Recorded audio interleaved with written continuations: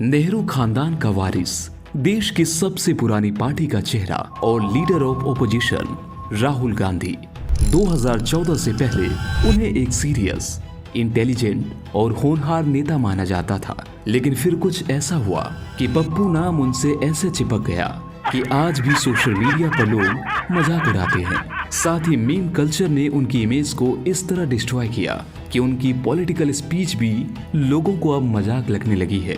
ये कोई संयोग नहीं बल्कि एक सोची समझी चाल थी और पब्लिक में उनका ये परसेप्शन बनाने में करोड़ों रुपए लगाए गए। श्रीमान विश्वेश्वरैया जी का नाम का उल्लेख 5 बार कर दीजिए।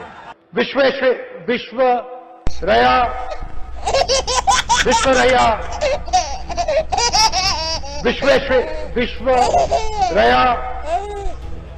विश्वेश्वरैया।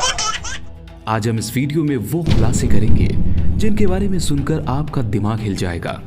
तो आइए जानते हैं कैसे एजुकेटेड, इंटेलिजेंट और होनहार राहुल गांधी की इमेज को बीजेपी ने सोशल मीडिया की मदद से डिस्ट्रॉय किया। सॉरी ऐसी मशीन लगाऊंगा, इस साइड से आलू घुसेगा, उस साइड से सोना निकलेगा। देश की आबादी 140 करोड़ रुपए।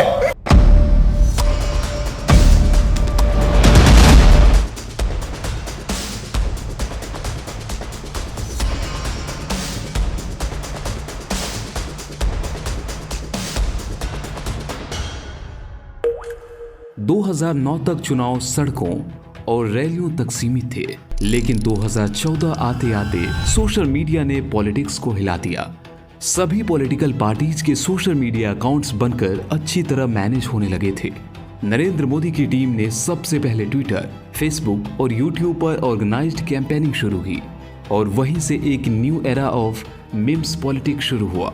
सभी पार्टीज ने सोशल मीडिया पर एक दूसरे को क्रिटिसाइज करना शुरू किया और इसी का फायदा उठाया बीजेपी ने। राहुल गांधी की हर गलती, हर बयान, हर ऑकवर्ड मोमेंट की क्लिप बनाकर सोशल मीडिया पर वायरल कर दी जाती थी। कभी पप्पू, आपके अंदर मेरे लिए नफरत है, आपके अंदर मेरे लिए गुस्सा है, आपके लिए मैं पप्पू हूँ। कभी आलू से सोना बनाने वाली मीम, ऐसी मशीन लगाऊंगा, इस साइड से आलू घुसेगा, उस साइड से सोना निकलेगा। तो कभी कांग्रेस मुक्त भारत जैसे स्लोगन बीजेपी की तरफ से दिए गए। भाइयों बहनों, महात्मा गांधी ने चंपारण में अंग्रेज मुक्त हिंदुस्तान की बात कही थी। आज यहां से जुगल बनना चाहिए, गांधी मैदान से जुगल बजना चाहिए। कांग्रेस मुक्त भारत का सपना हिंदुस्तान साकार। धीरे धीरे इस क्रिटिसिज्म ने एक मेन नैरेटिव तैयार कर दिया कि राहुल गांधी लीडर नहीं, जोकर हैं। 2014 का चुनाव सिर्फ मैदानों या पोस्टरों पर नहीं लड़ा गया, यह जंग लड़ी गई थी मोबाइल की स्क्रीन पर। चलो हालात बदले, देश की सरकार बदले, भाजपा को वोट दे, अब की बार मोदी सरकार।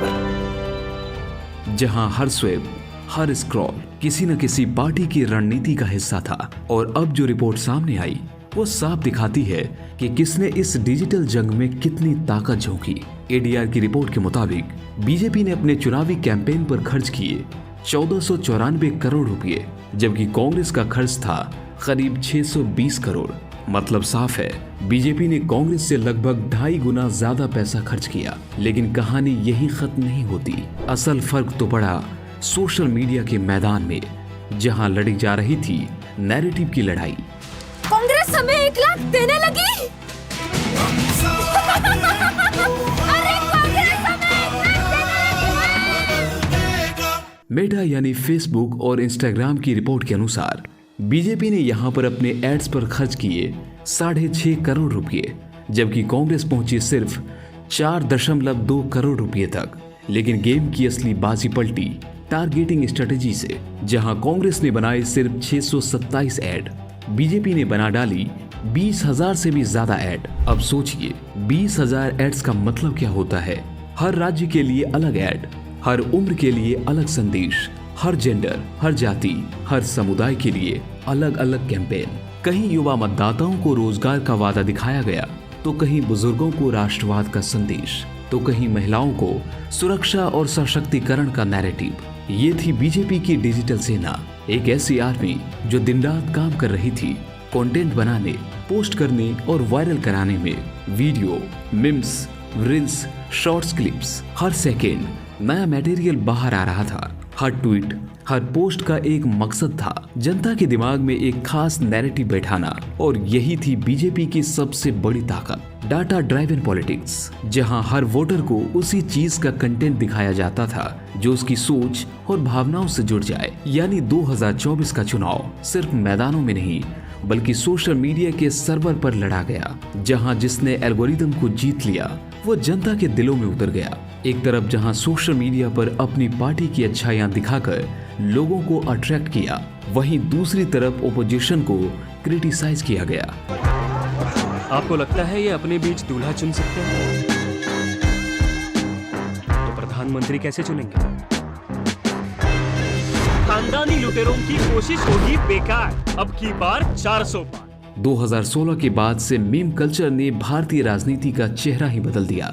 जहां कभी नेता अपनी छवि भाषणों से बनाते थे, अब वो मीम्स और सोशल मीडिया ट्रेंड से बनती या बिगड़ती थी। बीजेपी की आईटी सेल ने इस मीम कल्चर को एक डिजिटल हथियार बना लिया। हजारों फेसबुक पेज, ट्विटर अकाउंट और यूट्यूब चैनल दिन रात एक ही मकसद से काम कर रहे थे, राहुल गांधी को ह्यूमर और मजाक के जरिए कमजोर दिखाना। उदाहरण के लिए, जब राहुल गांधी ने कहा था इस बार सूट बूट की सरकार नहीं चलेगी, आपकी सरकार बड़े लोगों की सरकार है, सूट बूट की सरकार है, तो अगले ही दिन सोशल मीडिया पर सैकड़ों मीम्स छा गए। इस स्टेटमेंट पर काफी बवाल हुआ। फिर आया वो मशहूर आलू को सोना बनाने वाली मशीन वाला बयान। ऐसी मशीन लगाऊंगा, इस साइड से आलू घुसेगा, उस साइड से सोना निकलेगा, जिसे बीजेपी की डिजिटल टीम ने तुरंत उठाया और हर प्लेटफॉर्म्स पर मीम्स और जोक्स की बाढ़ ला दी। लोगों की टाइमलाइन पर सिर्फ एक ही नाम घूमने लगा, पप्पू। लेकिन बाद में जब इसकी रियलिटी चेक की गई तब कुछ और ही निकला। ऐसी मशीन लगाऊंगा, इस साइड से आलू घुसेगा, उस साइड से सोना निकलेगा, इस साइड से आलू डालो, उस साइड से सोना निकालो, इतना पैसा बनेगा आपको पता नहीं होगा क्या करना है पैसे का। मेरे शब्द नहीं है, नरेंद्र मोदी जी के शब्द हैं। मेरे शब्द नहीं है, नरेंद्र मोदी जी के शब्द हैं।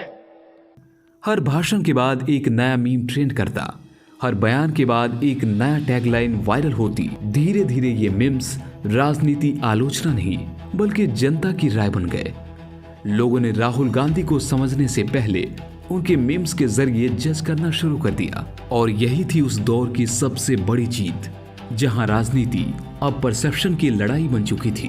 मोदी जी स्टेज पे जरा डांस कर दीजिए, हम वोट देंगे, डांस शुरू हो जाएगा। वो भरतनाट्यम करना शुरू कर देंगे स्टेज पे। और मीम्स उसके सबसे घातक हथियार। बीजेपी ने सिर्फ कंटेंट नहीं बनाया, उस कंटेंट को एल्गोरिदम के हिसाब से फैलाया। हर ऐड का टारगेट तय था, 18 से 25 साल के वो युवा जिन्हें मीम्स और रील्स पसंद है। नतीजा ये हुआ कि मीम्स सिर्फ वायरल नहीं हुए बल्कि लोगों के दिमाग में एक स्थायी इमेज बन गई। Rahul Gandhi equals to joker of politics. Rediff की 2020 की रिपोर्ट में लिखा था, BJP ran a well oiled digital strategy to destroy Rahul Gandhi's image. यानी ये सिर्फ राजनीतिक हमला नहीं था बल्कि एक साइकोलॉजिकल ब्रांडिंग कैंपेन था, जहां मजाक को परसेप्शन में बदल दिया गया। जहां बीजेपी मीम्स और भावनाओं के जरिए जनता के दिलों तक पहुंच रही थी, वहीं कांग्रेस अब भी पोस्टर, प्रेस रिलीज और पारंपरिक कैंपेन में उलझी रही।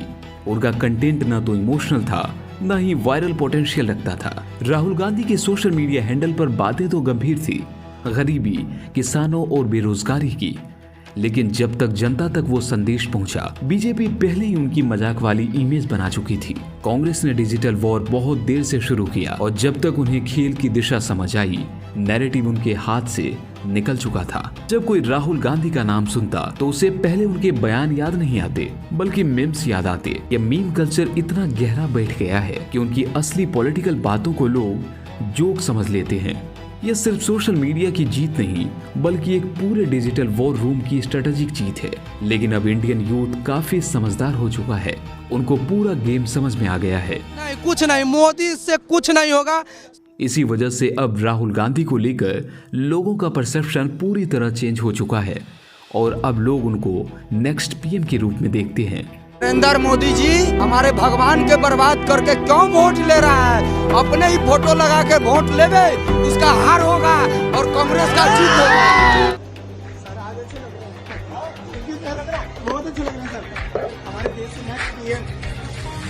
जिसके लिए उन्होंने खास स्ट्रेटेजी का यूज किया, जिसके बारे में सुनकर आपका दिमाग हिल जाएगा। इसके बारे में जानने के लिए आप डिस्क्रिप्शन में दिए गए लिंक से वो वीडियो देख सकते हैं।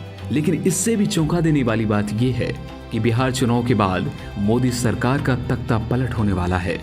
और ये कोई हवाई बातें नहीं है, प्रॉपर फैक्ट्स, डेटा और कैलकुलेशन के साथ इस बारे में हमने इस वीडियो में बात की है। यहाँ क्लिक करके ये वीडियो जरूर देखिए, साथ ही चैनल को सब्सक्राइब जरूर कीजिए। धन्यवाद।